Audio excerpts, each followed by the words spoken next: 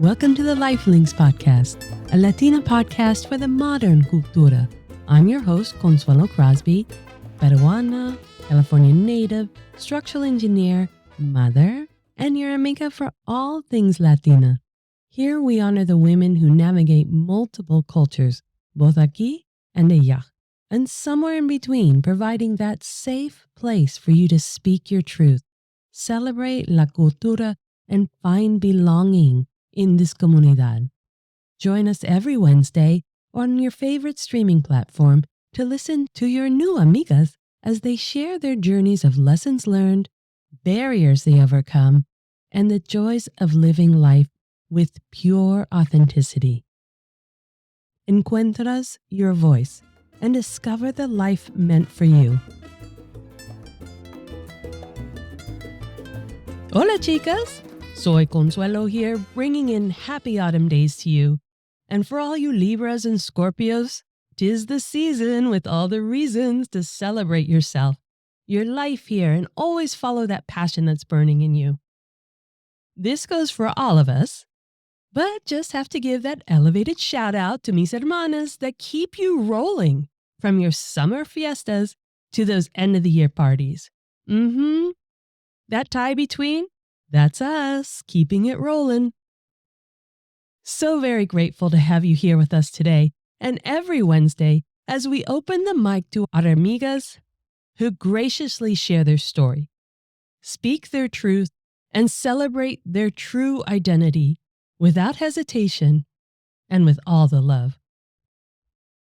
As we are unbelievably nearing the end of the year, I wonder, how many of you have picked up a side hustle?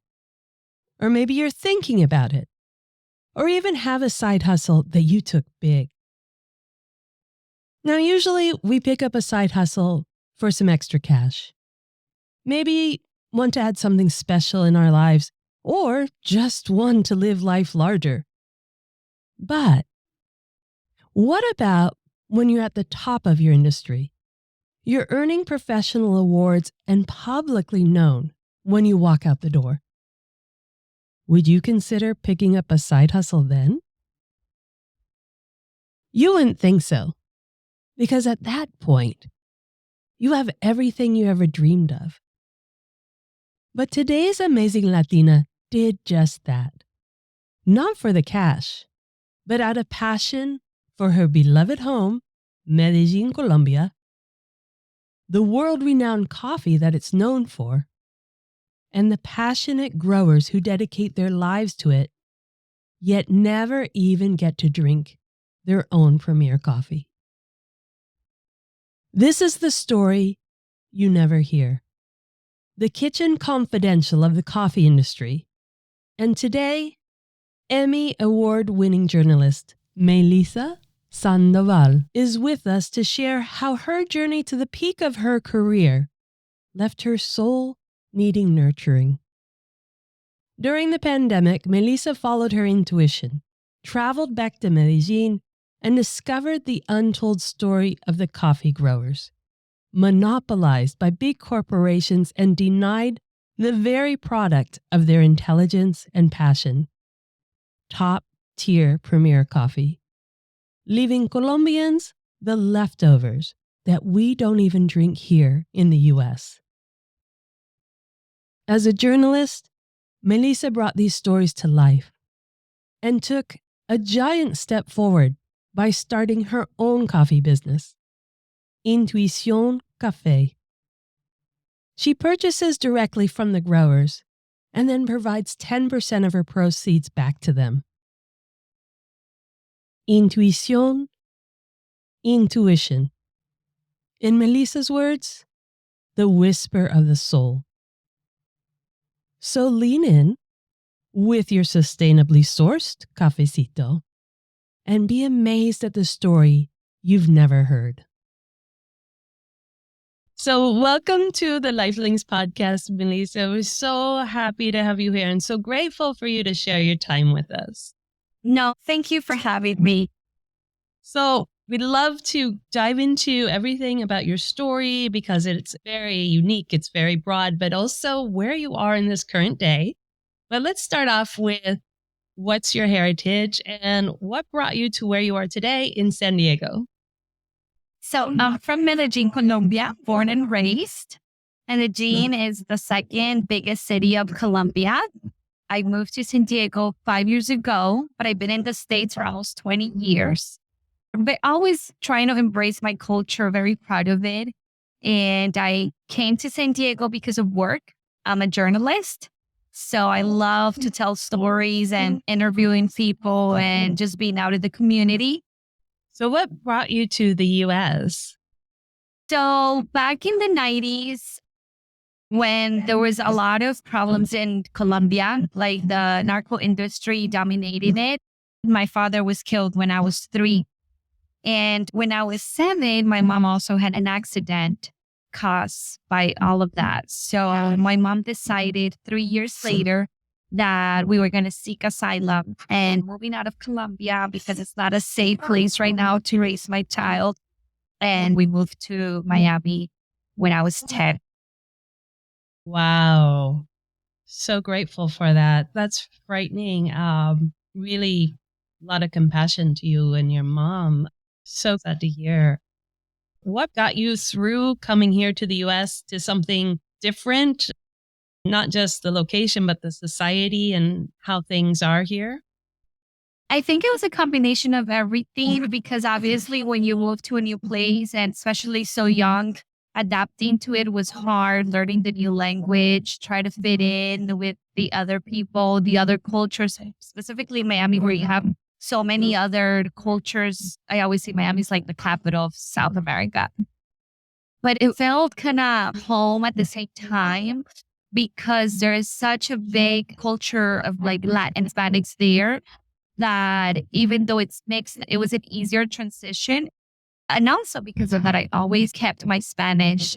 You bring up a really strong point. That's true. When you're still surrounded by at least the Hispanic and Latina culture, you have a safe place to move into a new society, but with a lot of foundation of what you're accustomed to. So how long were you in Miami then? I lived there most of my life, 14 years. I went to school there. I started college there, and that's where I graduated from journalism, broadcast journalism, as well as photography. Oh, so hand in hand, bringing you to your career. Did you have mentors in the industry? Especially because you're coming to a society that's different than yours, a language that's different than yours, and yet you must be innately a storyteller, regardless of the difference in language. I definitely did have some mentors on my way, but it was my perseverance of always trying to accomplish that ever since I was like a little girl. I think since I was like 7, I always dreamed of being a journalist. I think I just had it in my blood of like always like asking questions, being very intrigued and curious, just willing and wanting to do something with my life. And I never took that for granted, the way that my mom had to come to the United States and fight and struggle. So I think for me, it was like paying her back. Let me be successful. Let me do something with my life. Beautiful. So there was no looking back. You went into journalism and you've been in the industry for a considerable amount of time then in your profession. Yeah, almost 10 years. Oh, congratulations. That's amazing. It's been quite an experience. It has allowed me to be at places and do a lot of things that normal people don't have access to. Different places, interview different people. I travel with work, and it's been very rewarding. But a lot of stress and a lot of work just comes behind it. Is it difficult to get into? Is that something Latinos can consider? Or is it just a matter of time invested into the career? I think both. It could be very difficult depending on the market that you live in. So let's say like Miami is top 3 market. So it was very hard for me to start there because I was just a rookie out of college. And even though I worked behind the scenes, it was hard to get like a full-time on camera job. So I had to move to a smaller market. And that's when I made the decision to move to Colorado, to Denver, because I just felt that I was a little stuck in Miami, not pursuing what I really wanted to do.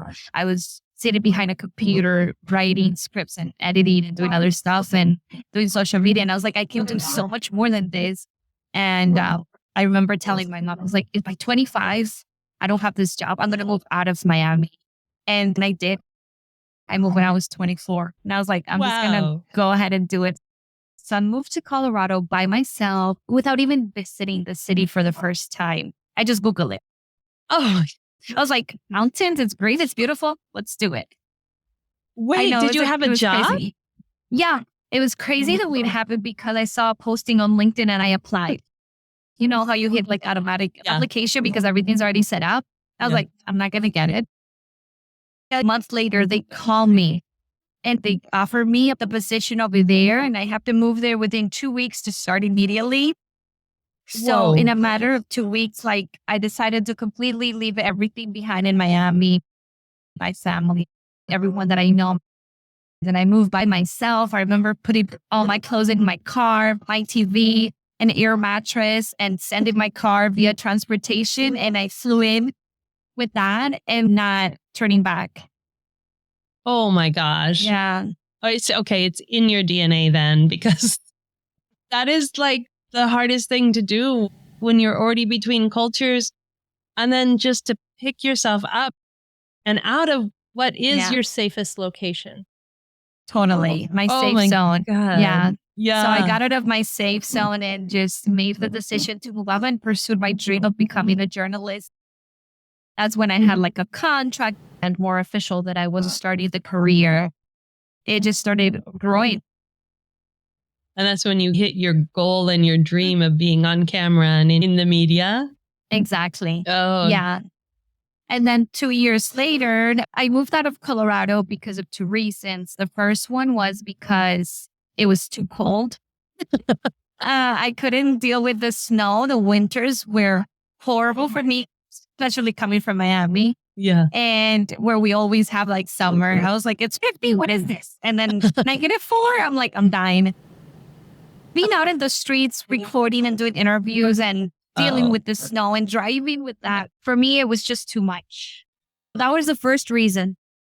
And second, I was already growing and the market was not growing with me. So I wanted to come to another city, which was bigger. And I also wanted to pursue English journalism and make that jump into English speaking journalism. So that's where the opportunity came here in San Diego to work for a station where we do both English and Spanish. And San Diego has the best climate ever. So ever since I moved to San Diego almost 6 years ago, I have just been so happy with my work-life balance. I think my goal before was to move back to Miami. But now that I experience like other cities, other cultures, I think I found home in San Diego. Oh, that's beautiful. Yeah. So leave yourself open and organic. Let's see what happens. Totally. You hit your goal, like you did it. Did you sit in that a minute? Did you sit there and go, wow, I did it? And give yourself that grace? There's been definitely those moments where I'd be like, oh my God, I'm 32 and I've done so much. And I'm like, check, check, check. There's always room to improve and for growth and to do many other things that I haven't done. But I think I'm content and I think I'm very satisfied with what I've accomplished.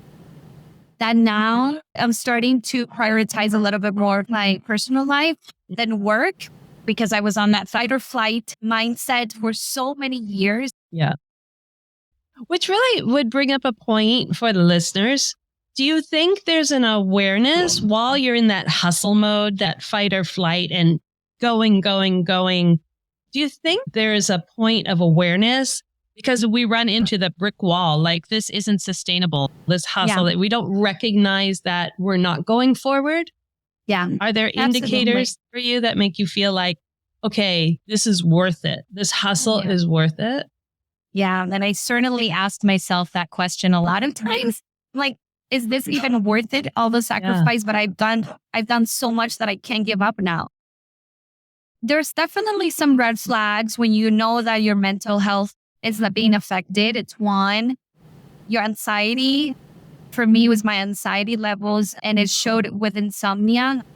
I was having a lot of trouble sleeping.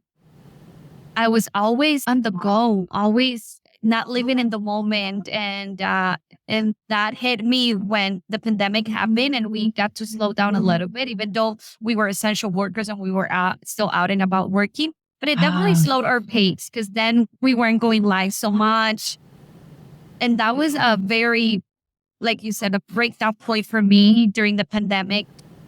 By the end of 2020 was when I was like, wow, this is real life, not what I was doing.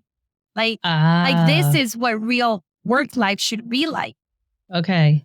But I didn't know better. I was so used to it. I got so used to it that I didn't even realize I was living like that. Yeah.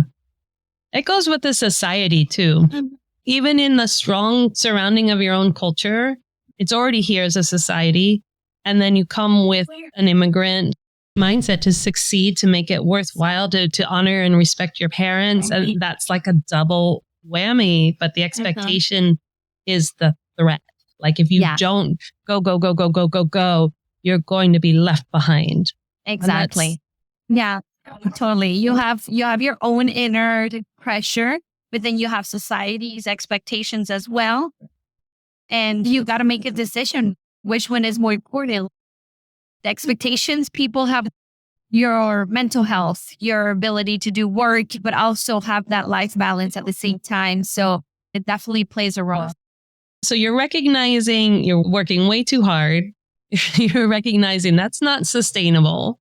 So there was a moment there for you to take hard pause.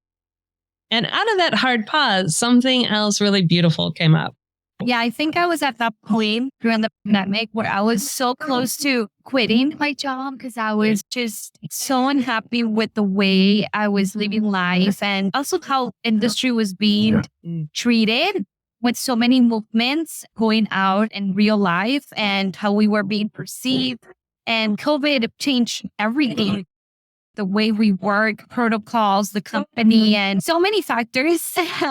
I was at that breaking point where I was like, I need a change. I want to do something different. I want to do something that feeds my soul.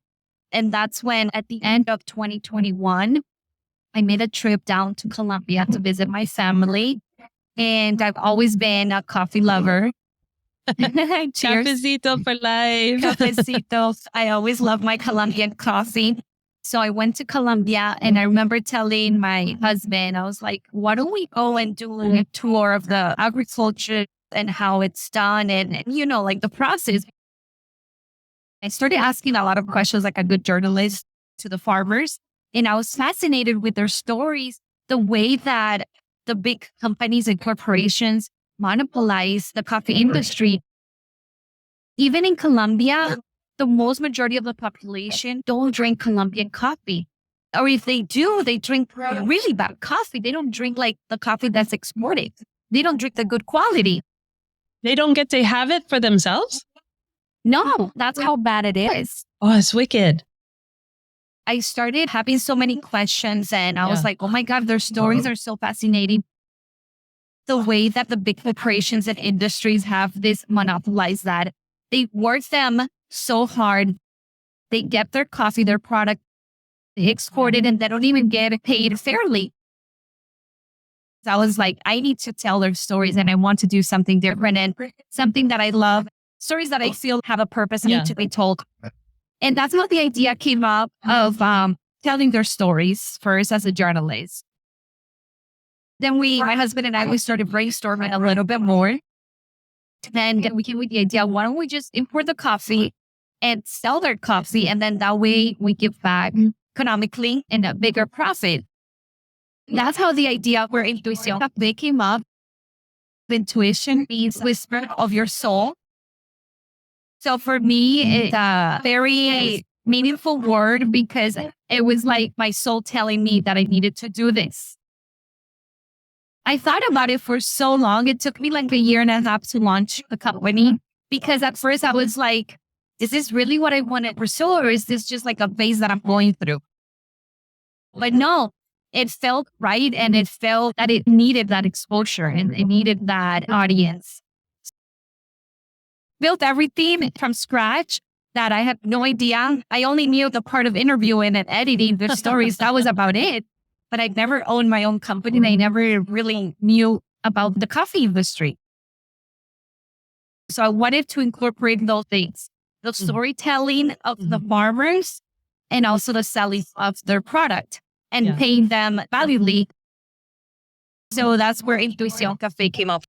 Oh gosh, talk about soulful, definitely soulful. And the connection again. I have to sit there and, untangle some of these things. First of all, intuición. This is something that must be a part of you already. You have this soulful piece, this intuición, that you're feeling the veil is very thin between, what's greater and what's in your immediate human day. Did you have other opportunities to live this part out loud? No, never.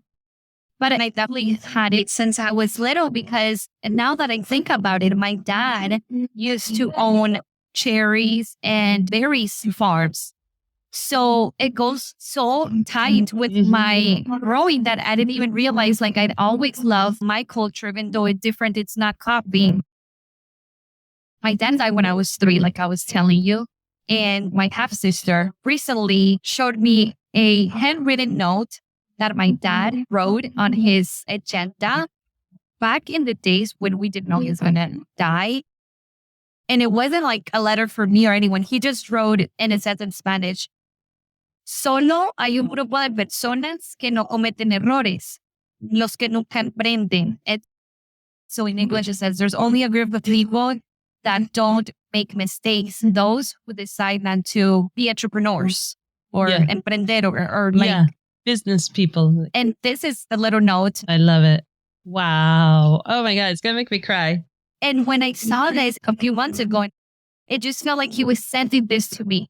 Like the universe and God always finds ways to send you these little messages. And through my sister, my dad sent me this. It's like, oh, keep going. Keep doing it. Beautiful. Oh, definitely tethered. Yeah, definitely. So you've always had your soul wide open in order to receive the intuition, to receive these feelings that this is the direction to go in. Oh, yeah. Even from having had such a heavy hustle, not only the personality to succeed, but also the business, and yet even then your soul is wide open. Yeah, it's kind of giving you goosebumps because this is like your dad, his spirit is still so deep in you and coming out in this. It just feels right. It feels like I was meant to do this and it feels like it was meant to be done. And I still love journalism. I still want to tell people stories. I just feel like I need to expand my platform and do it in other ways and fulfill my soul more than my ego. Because at work, I feel like it's more of like fulfilling that ego. And there's always good stories and bad stories, but a lot of the times you don't choose what you want to report on. Right. On this, it's like I have the control. It's my baby and I have control of what I want to express, what I want to tell. Yeah. So this is like, they call it a labor of love. This is where you really do put your passion and hustle. Is the hustle. But the passion, the dedication, because it's for the greater good. How is the response with the growers? At first, they feel very intimidated. They're not used to talk on camera. It's simply challenging at the beginning. But I think I already grew that empathy with work and my experience because I've had to interview people who had relatives died or hard times where I feel like I grew that empathy and I can build that transparency and that relationship to get them comfortable to talk. They love it once they see the video when it's edited. Oh, I can see their smiles and I can see they're just so happy with what we're doing. Because it feels like they're getting a little bit of their story, not just like it's coffee and it's growing and it's the company's story, but it's like their story. Which is really why we do the podcast. Because especially for the entrepreneurs, for the businesses, all the media wants to know about the product and the success of the product and where can you get the product. And Stephanie de la Cruz said it best. She has the ice cream company with the flavors infused with her Mexican heritage. She's like, Consuelo, nobody ever asks about me, Stephanie, but everything I'm doing is about Stephanie. Yeah. It always goes with whoever's running the company. So you have their stories on the YouTube channel. What's the name of the YouTube channel? Is it? It's the same as the website. So intuicioncafé.com. And it's actually there on the website. There's a button called Every Coffee Bean Has a Story. So you could go through the website and go directly to the YouTube channel and find the videos and interview. Oh, that's beautiful. I love that. Yeah, absolutely. Life in the US. Immediately it was touted, Colombian, just known to be the better. Being here.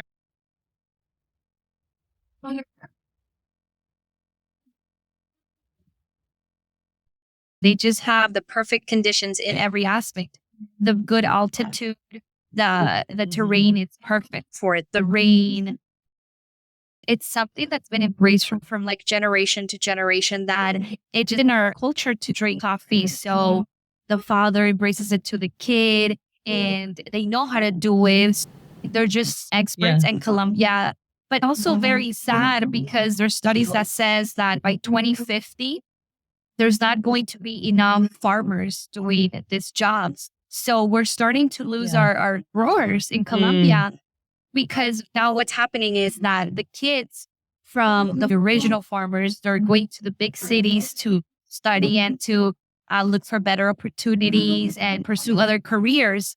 And so with one of our coffees, actually the 13, La Trece, that's what that farm is trying to do. They're trying to involve the young from the community to work in the coffee industry. Not just the growers, but also like they can be so to engage the youth who must be drinking their coffee. They have we do, but for them to appreciate the keeping it as part of the heart of the culture. You are the experts, and this is not to see it as commercialized and something unimportant. But so then your company, Intuición Café, you're bringing the actual 100% Colombian coffee as coffee beans, as coffee ready to use? Yeah, coffee beans already roasted, ready to use. We try to bring coffee every 2 weeks, FedEx airplane. So it's very fresh because we bring small quantities. But in order to be fresh, it needs to be like that. We're e-commerce still. Yeah. So we don't have a roaster here. And so we bring it already done. The packaging happens here in the US. And then we sell them nationwide. That's so exciting. Oh my gosh, just to be at the heart of that process, that must be amazing. Right? No, it's beautiful. And when you go over there and you see everything, it's delightful. And I just feel like in paradise. What is the Colombian style of roasting? What can they expect for a flavor or for the intensity? So we have specialty coffee. But in order to have that title of specialty coffee, it has to have a higher than 80 points on the grading system that the coffee industry uses. And that's because the coffee needs to be 100% organic. So no chemicals and no additives. It has to be hand-picked with no machinery. Wow. And it's also cultivated in the highest part of the mountain, which if you know a mountain, the bottom one has broader space and it's easy to have access. But at the top, the altitude, it's higher, of course. The weather, it's more extreme. And the access there, it's harder. In Colombia, where a lot of the times the coffee growers depend on mules to access that part of the mountain, all of our coffees are medium roast because at a medium level is where you get the most flavor and most aroma. If you over roast it, then it becomes more acidity, more strong. It actually has less caffeine. And when you do a light roast, it has more caffeine, but you don't have that intensity of fruits, of flavors. So right now we have 3 different flavors and a little bit for everyone. So we have Apollo's Low, which is our best seller. It's a combination of red fruits. It has chocolatey flavors and almond. So it's nutty and smooth. It's delicious. And I actually named that coffee after my dog that passed away, Apollo. I try to do everything with a purpose. So, Yeah, and the brand yeah. is very aligned with like spirituality Yeah. and wellness and mindfulness. Then we also have La Trece, the 13, Mhm. which is a coffee that comes from a region named La Comuna Trece, which is right now one of the most touristy places in Medellin. Back in the 90s, it was a region monopolized by the narco industry. Now you have graffiti, shops, music, and at the top of the mountain, then you have the farmers cultivating the coffee. So let's go back then, because you touched again on the intuición and how it's a very spiritual weave constantly, not only through your life, but through this company is very much because you did in that year and a half of planning have a very specific start date. Yes. What was that? So we started doing everything that we thought was necessary to launch. But with full-time job and with life, it was very hard to put everything together into place. So I set myself a deadline. I was like, no matter what, I'm going to launch this company on 11/11. So it was 11/11/2022. And of course, I chose that date because it's, of course, 11/11. It's meant to be a successful, positive, and overall good number, you know, prosperity. Gosh, Yeah. intuición, sí, pero it's also very intentional. Everything has a purpose behind it. Yeah. Very intentional. With the purchase of the coffee bag, 10% of it goes back to the farmers. Oh, beautiful. Directly. Not only are you purchasing from them, but you're also additionally giving back again. Exactly. After people purchase it here. And it's calling like the outside energy, outside powers to be involved in this with your dad, his spirit, like the messages. And even like the brand, like the design of the bag, one of the sites that has all the symbols from spirituality, that third eye from intuition and your third eye. It says Colombia on one side, big, because I wanted to like incorporate both. You know, I always wanted to like show off my culture and be like, hey, this is coming from there, but at the same time, it's a different kind of like feeling, you know? I always say like coffee for the soul. Right. No, and they don't want to be part of something that's taking advantage of people or resources or damaging native, the native homes of people. They don't want to have that on their 100%. hands. 100%. Yes. 100%. Some of us are going to Colombia, to Medellin. Yeah, I'm so excited. I waited my whole life. If you're paying attention, if you're really being a traveler in this world, you don't go to a country if they're limited resources, if they're healing, if they're like Maui right now, and they're talking about people are snorkeling in the ocean. So I waited for a moment where I felt, okay, Colombia is open to people coming, to being part of the tourism, part of the culture. So can people go to the coffee plantations? Yeah, 100%. Exciting. Yeah, it's actually one of the biggest touristy businesses growing now because of that, because people are becoming so conscious of how the coffee is grown, where it's coming from, and all these farmers already made available. So you can definitely do that. They can take you a La Comuna Trece, and then you have the whole tour experience, and you get to see like the graffiti, and you go up the stairs, and then you see the plantations. They give you some tastings and you see the whole process. It's very beautiful. Unbelievable. Yeah. Unbelievable. I'm like you, the whole spirituality behind that moment. I'm going there with the intent of this is my big birthday, setting the stage of my life to be with a really soulful, powerful start from the earth, from the people. For the country? What are you hoping when it comes to actual coffee production, coffee culture, I would say? What does the modern coffee culture maybe look like for you? That's a really good question. I think I hope for everyone who's drinking our coffee, not just mine, but any coffee from Colombia, that they really appreciate how it's being done and where it's coming from. That they take a moment and realize that, the hands that are making all of this production available, they're working people, they're humble people, and it's a community that they embrace from generation to generation, and that probably that was like their only way of income. it's very special because they take a lot of pride in it. They take a lot of pride. So I really hope that people have that into consideration and that they learn to drink not just good coffee, but drink coffee that is paying their farmers a sustainable price. This is all about story. The podcast is about story. Your entire career is about story. Your entire person, your soul has always been the storyteller. What part of your story, Melissa, would you want listeners to carry with them? Something that I would love listeners to really keep is going with what your soul is telling you to do and what your soul is needing and feeding that heart, not the ego and not the perspective from society and the expectations that they.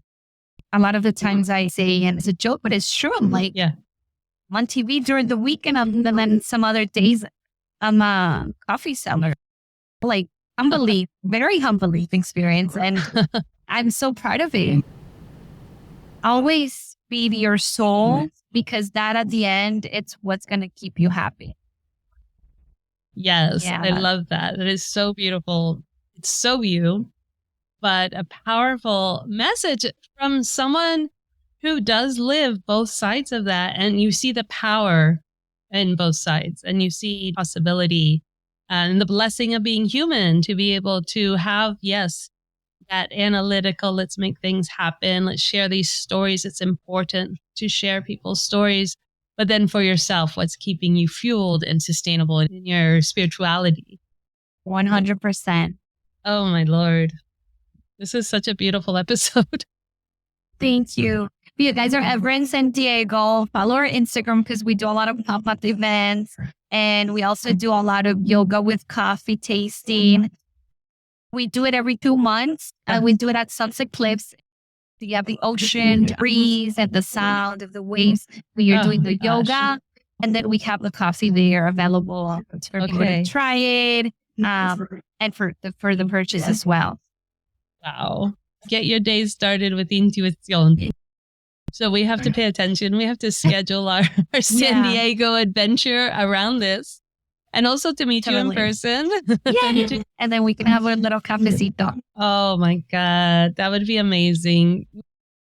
Where do you see in your dreams, in your soul, taking Intuición Café in the future? What's your manifestation for the company? So at the beginning, I really wanted my own coffee shops and have a space where people work and get together, enjoy the coffee, but also probably like have a space where you can practice yoga at the end of the day, like, on the table. I still would love that. Sure. But I've tried now after a few months to, even though like I have set goals by the end of the month and stuff, I try to let it flow and see where it takes me. Okay. And instead of being so in control and having that end goal at the end, because I think that's the way I manage my career at first. Like, this is my goal. I'm going to get there, here, there. I'm going to do this and that. And I just wasn't happy and enjoying the process. And when I got there, it's like, okay, I did it. Now what? So now with the company and the coffee, I'm trying to like let it flow a little bit more and let the universe take control of where it takes me, to be honest. Yeah. That is a beautiful sentiment. Staying open to whatever comes into your life and be ready to move with it because you don't have that set of expectations. Exactly. Wow. That's actually a really powerful business. Business maybe not the smartest, but I don't know. Let's see. I think it leaves you open and aware what is wanted from your company, also by the outside forces, because what we have in mind for putting ourselves out there in our product, in our businesses is different than what we realize the need is. Exactly. And so you can be shifting your business with the flow, right? Yeah. Right. Yeah. It could change in so many ways, and I'm open to explore different ideas, but for sure, I know I want to keep telling the farmer stories.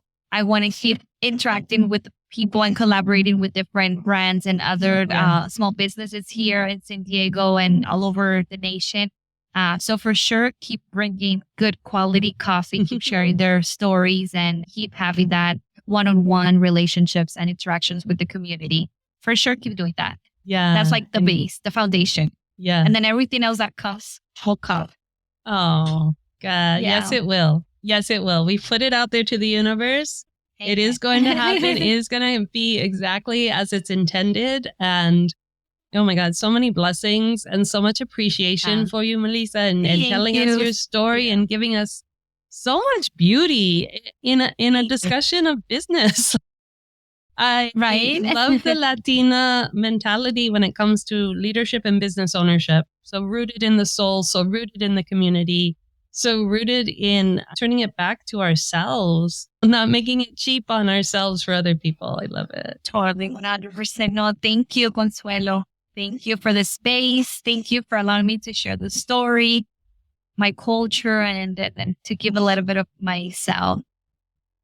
Absolutely. It's a blessing. This is a really powerful episode. I really appreciate you. Thank you. So grateful for this opportunity. And what you're doing is also very important, and giving the Latinas the space, their voice, it's also very powerful, very important. So very grateful and just taken back by Melissa's story. From seeking safety here in the U.S. at 10 years old, after her father was killed in the turmoil in Colombia, to soaring to her career heights and still seeking a greater story of advocating for the coffee growers of Colombia. I don't think I can ever buy coffee again from a corporation. It makes me feel so dirty. I'm still shocked by these unfair practices and definitely don't want to promote it. So look to buy directly from Intuición Café at the online store at intuicioncafe.com and be a part of supporting Colombia coffee growers y la cultura as they fight to keep the very coffee they spend a lifetime growing. Now, in case you noticed any warbling in the recording when Melissa talked, I just have to say, the spirits in this world are with her constantly. Just saying, she's a goddess that is walking this world. So join us next week for the Pod Club episode of today, which is a little different because we're bringing you, yes, a story of Colombia, but this time emphasizing the importance of treasuring our ancestors' knowledge by understanding its power. We will step you through the amazing feat of 4 Colombian children surviving 45 days in the Colombian Amazon rainforest after their plane crashed, killing all the adults on board.